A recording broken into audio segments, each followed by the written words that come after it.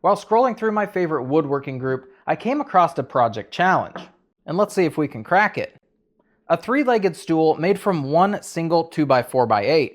I wanted to convert it into a plant stand and get 2 plant stands from that same juicy piece of pine. Let's say you live around here and your market has been overrun by picket planters, or worse, cedar pickets are not available in your neck of the woods. Well, you can add this project to the list of free planned goodies you can make some mad cash on. 8 feet is 96 inches. Given the stand is almost 16 inches tall, let's deduct 15 3 times for the legs. Leaves us with 51 inches. I don't want my 2x4s on the top. I want the leg to stick up a little bit since instead of a stool, I'm constructing a plant stand. 51 divided by 6, the number of interior pieces, makes those pieces 8.5 inches long. Let's call them 8 inches to play it safe, and allow for blade kerf. To double the project's outcome, I either have to grab another 2x4 or simply rip the one I have now in half. Because my garage is on the small side, it's okay, buddy. I first cut my 2x4 into 2 48-inch pieces. Setting my new table saw to 1.5 inches, I created 4 square dowels. This is a dowel rod. This is a square dowel. Is this a rectangle dowel? And when do rectangle dowels just become regular boards? Back at the miter saw, I cut 3 15-inch pieces for the legs from the 2 more square boards that we had cut, giving me the 6 total legs we need. With our legs cut down to size, we need to create these dados because we're going to be taking a board and putting it like this. And I don't want to just add screws. I don't want to put pocket holes in the bottom. I like the aesthetic look of the board going into the other board. And it's a fairly simple thing to do. To get this accomplished, you're going to have to make one of these. I made one previously. Apparently I've thrown it away. It ain't nothing to make again. Grab some scrap. This board needs to be the same thickness as your 2x material. So, if you just have a scrap piece that you've cut previously, perfect. Then you're just going to grab a little 3-inch board, throw a screw through it, make sure they're flush on the back, because this is going to go up against your miter saw. It goes up against the miter saw because your blade is rounded. If I'd put this board directly up against my fence, I'm going to have this weird cut, and my boards aren't going to sit nice and square. So this actually allows us to move the saw back and forth and get a nice straight line, like so. Boing. Maybe straighter than that. And so I know exactly where my blade is going to go through the board each time. It also prevents tear out. So bada bing, when I move it down, bada bing, done and done. And then this little board on the top, it adds a little bit of safety so you don't have to have a death grip on your board. You don't have to sit there and get a cramp or carpal tunnel as you're cut back and forth. It just holds the board down for you. It's a very nice feature to have for 2 little scrap pieces of wood. And now I need to set up exactly where I want that dado to be in our legs. We're going to have one at the top and I'm going to have one at the bottom. I would like the top one to be 1.5 inches down. So right here. I'd like the bottom one to be at 3 inches. So I'm going to set it to 3 inches and actually make my second line, because 1.5 inches plus 1.5 inches is 3 inches. And that allows me the spacing I'm going to need for the board. I'm going to repeat that at the bottom. 3 inches. Then I'm going to go up another 1.5 inches, so I'm at 4.5 inches. Next, I'm going to take this little doodad. I'm going to go like this. I'm going to draw that line across all of them.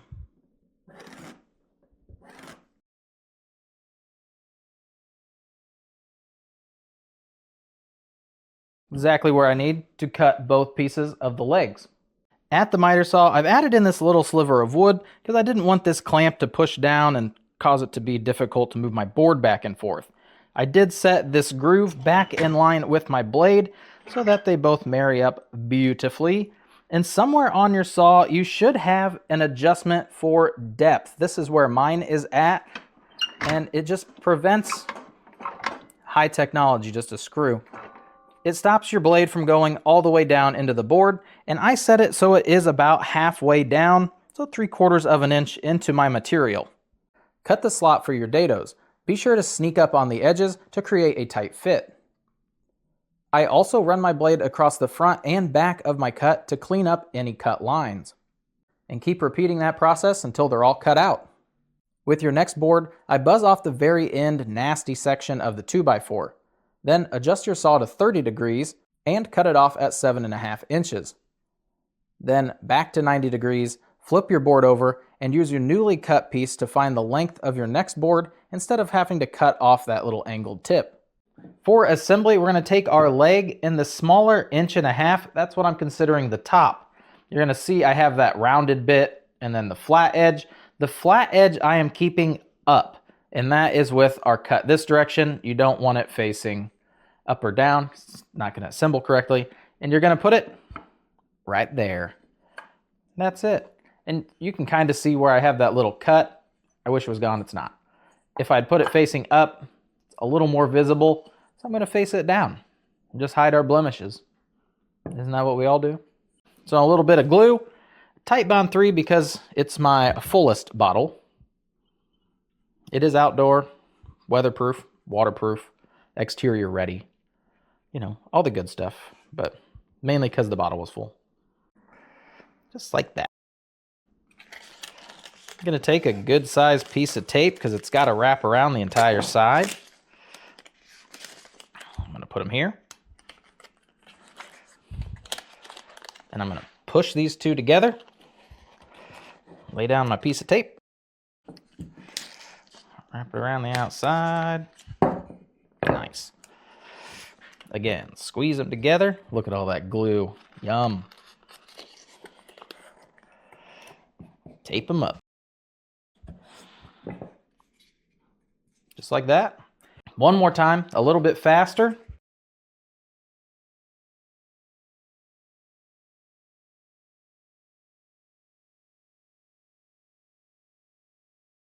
And there you have it, folks.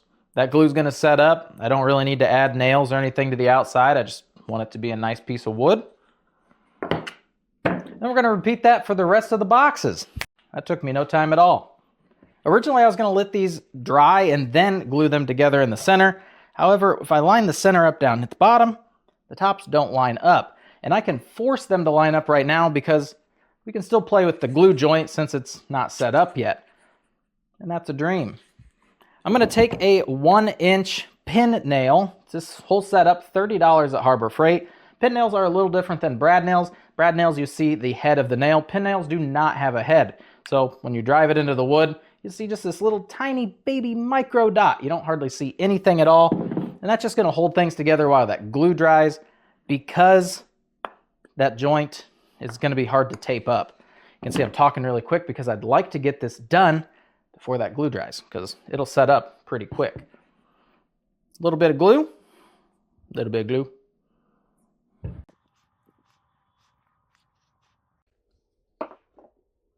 I'm going to let that set up for just a second. Now, I do need to glue all of these, so I'm going to start my second one here. Setting my 3-inch piece at the bottom on the ground, I'm going to take this. The shorter side is where that angle matches up. So I'm going to start like so. I know you guys really cannot see anything. I'm going to drive a pin nail about right here because I have a 1-inch pin nail. I don't want it too close to the end. I don't want it too far in to where it's not going into my board at all. And we're going to do the top one. Fire in the nail in the center. Again, watch where your fingers are at. We're real close to done. All right, set him down. Glue up our last one here.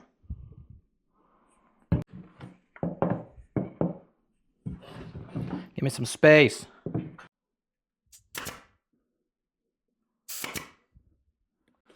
And then don't forget this side here.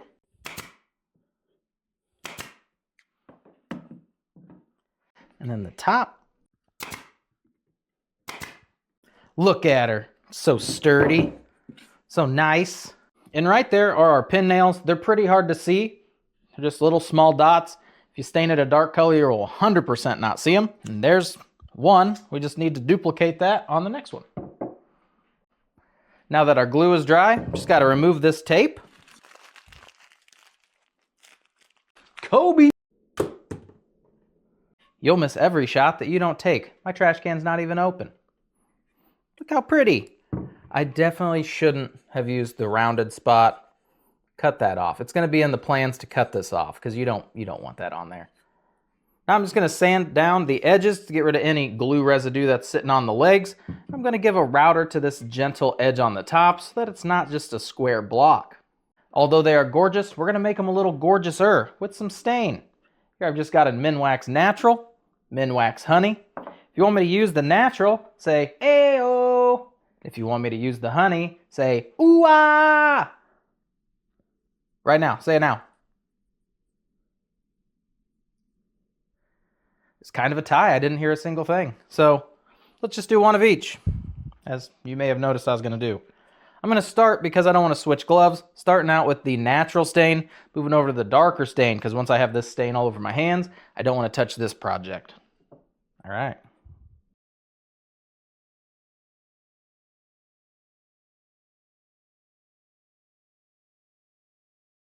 And there you have it, turning a 2x4x8 into 2 plant stands, $3.50 for the board. I am selling these for $40 a pair, $20 individually. They're not really getting a deal, mainly because they can buy this box for $30. And this costs me $9 to build. These cost me $1.50.